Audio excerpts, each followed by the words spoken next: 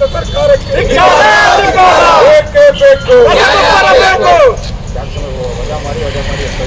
ವಜಾ ಮಾಡಿ ವಜಾ ಮಾಡಿ ವಜಾ ಮಾಡಿ ವಜಾ ಮಾಡಿ ಮಾಡಿ ವಜಾ ಮಾಡಿ ರೈತರಿಗೆ ರಸಗೊಬ್ಬರ ಎಫ್ಐಡಿಯನ್ನು ಕೊಡ್ತಿರುವ ಸರ್ಕಾರಕ್ಕೆ, ಎಫ್ಐಡಿಯನ್ನು ಕಡ್ಡಾಯ ಮಾಡುತ್ತಿರುವ ಕೇಂದ್ರ ಸರ್ಕಾರಕ್ಕೆ, ರೈತರನ್ನು ಒಕ್ಕಲಿಸಿಕೊಳ್ಳುವ ಸರ್ಕಾರಕ್ಕೆ ಏಕೆ ಬೇಕು? ಏಕೆ ಬೇಕು? ಏಕೆ ಬೇಕು?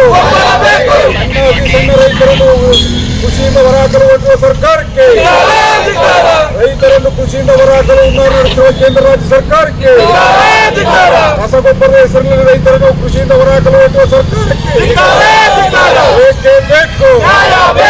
ಏಕೆ ಬೇಕು? ಸರ್ಕಾರವಂತೆ ಸರ್ಕಾರ.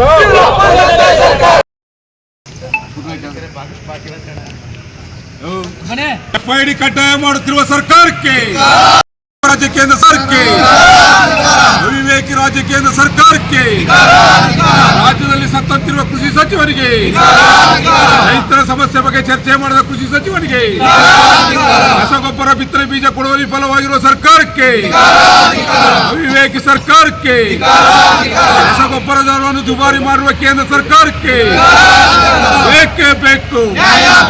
ಸರ್ಕಾರವಂತೆ ಸರ್ಕಾರ, ಕಾನೂನಂತೆ ಕಾನೂನು ಬೇಕೇ ಬೇಕು. ಬೇಕೇ ಬೇಕು. ಒತ್ತಾಯ ಪತ್ರ ಸಲ್ಲಿಸಿದ್ದೇವೆ. ಯಾವುದೇ ಕಾರಣಕ್ಕೂ ಎಫ್ಐಡಿಯನ್ನು ಸಂಪೂರ್ಣವಾಗಿ ಬಳಕೆ ಮಾಡ್ತಕ್ಕಂಥದ್ದನ್ನು ಕೈ ಬಿಡಬೇಕು, ರಸಗೊಬ್ಬರಕ್ಕೆ ಮಾತ್ರ. ಯಾಕೆ ಅಂತ ಹೇಳಿದ್ರೆ ಇಡೀ ಎಲ್ಲ ರೈತರು ಕೂಡ ಎಫ್ಐಡಿ ಒಳಗಡೆ ಬಂದಿಲ್ಲ, ಇನ್ನೂ ಕೂಡ ಪೌತಿ ಖಾತೆಗಳಾಗಿಲ್ಲ. 10-15% ಪೌತಿ ಖಾತೆ ಆಗಿಲ್ಲ. ಜೊತೆಗೆ ಜಿಲ್ಲೆಯಲ್ಲಿ ನೀವು ಎಫ್ಐಡಿ ಮುಖಾಂತರ ರಸಗೊಬ್ಬರವನ್ನು ಕಂಟ್ರೋಲ್ ಮಾಡೋದಾದರೆ ಹಸಿರೆಲೆ ಗೊಬ್ಬರಗಳನ್ನು ಸಮರ್ಪಕವಾಗಿ ವಿತರಣೆ ಆಗ್ತಾ ಇಲ್ಲ ಜಿಲ್ಲೆಯಲ್ಲಿ. ನರೇಂದ್ರ ಮೋದಿ ಅವರು ಹೇಳ್ತಾರೆ 2026ಕ್ಕೆ ರೈತರ ಆದಾಯ ದ್ವಿಗುಣ ಮಾಡ್ತೀವಿ ಅಂತೇಳಿ, ಆದರೂ ಕೂಡ ದ್ವಿಗುಣ ಆಗ್ತಾ ಇಲ್ಲ. ರಸಗೊಬ್ಬರದ ಬೆಲೆ ಮಾತ್ರ ದ್ವಿಗುಣ ಆಗಿರ್ತಕ್ಕಂಥದ್ದು. ರಾಜ್ಯದಲ್ಲಿ ಕೃಷಿ ಸಚಿವರು ಅವರಿದ್ದಾರೋ ಇಲ್ವೋ ಅಂತಕ್ಕಂಥ ನಾಪತ್ತೆಯಾಗಿದ್ದಾರೆ ಅಂತ ಹುಡುಕಬೇಕಾಗಿದೆ. ಇವತ್ತು ಬೂತ್ ಕನ್ನಡಿ ಹಾಕಿ ಕೃಷಿ ಸಚಿವರು ರಾಜ್ಯದಲ್ಲಿ ಇದ್ದಾರೋ ಇಲ್ವೋ ಗೊತ್ತಿಲ್ಲ. ರಾಜಕಾರಣ ಮಾಡುವಾಗ ಅಧಿಕಾರ ಹಂಚಿಕೆ ವಿಚಾರ ಬಂದಾಗ ಮಾತ್ರ ಕೃಷಿ ಸಚಿವರು ಟಿವಿ ಮಾಧ್ಯಮದಲ್ಲಿ ಕಾಣ್ತಾರೆ. ರೈತರ ವಿಚಾರ ಬಂದಾಗ ಈ ರಸಗೊಬ್ಬರ ಸಮಸ್ಯೆ, ಬಿತ್ತನೆ ಬೀಜ ಸಮಸ್ಯೆ ಇವೆಲ್ಲ ಬಂದಂಥ ಸಂದರ್ಭದಲ್ಲಿ, ಖರೀದಿ ಕೇಂದ್ರಗಳು ತೆರೆಯುವಂಥ ಸಂದರ್ಭದಲ್ಲಿ ಕೃಷಿ ಸಚಿವರು ಸದ್ಯ ಇಲ್ಲ. ಆ ಕಾರಣಕ್ಕೆ ತಕ್ಷಣ ಕೃಷಿ ಸಚಿವರು ಇದ್ರ ಬಗ್ಗೆ ಗಮನ ಹರಿಸಬೇಕು. ಏನು ಇವತ್ತು ಎಫ್ಐಡಿಯ ಸಮಸ್ಯೆ ಇದೆ, ಸಣ್ಣ ಮತ್ತು ಅತಿ ಸಣ್ಣ ಬಗರುಕುಂ ರೈತರು ಮತ್ತು ಭೌತಿಕ ಖಾತೆಯಾಗಿಲ್ದಿರ್ತಕ್ಕಂಥ ಜನರು, ಭೋಗ್ಯದಾರರು, ಗುತ್ತಿಗೆ ಜಮೀನು ಮಾಡ್ತಕ್ಕಂಥವ್ರು ಎಲ್ಲರೂ ಕೂಡ ಯೂರಿಯಾದ ಹೆಸರಿನಲ್ಲಿ ಕೃಷಿಯಿಂದ ರೈತರನ್ನು ಹೊರಗಿಡ್ತಕ್ಕಂಥ ಕೆಲಸವನ್ನು ರಾಜ್ಯ ಮತ್ತು ಕೇಂದ್ರ ಸರ್ಕಾರ ಮಾಡ್ತಾ ಇದೆ. ಈ ನಿಲುವನ್ನು ತಕ್ಷಣ ಕೈ ಬಿಡಬೇಕು ಅಂತ ಒತ್ತಾಯ ಮಾಡಿ ಇವತ್ತು ಸಾಂಕೇತಿಕ ಪ್ರತಿಭಟನೆ ಮಾಡಿ ಒತ್ತಾಯ ಕೊಟ್ಟಿದ್ದೇವೆ.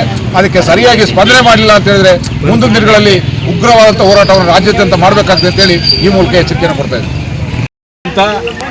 ರೈತರ ಕೃಷಿ ರಸಗೊಬ್ಬರ ಬಳಕೆಗಾಗಿ ರಾಜ್ಯ ಮತ್ತು ಕೇಂದ್ರ ಸರ್ಕಾರ ಎಫ್ಐಡಿಯನ್ನು ಕಡ್ಡಾಯ ತಂತ್ರಾಂಶದಲ್ಲಿ ಆತನ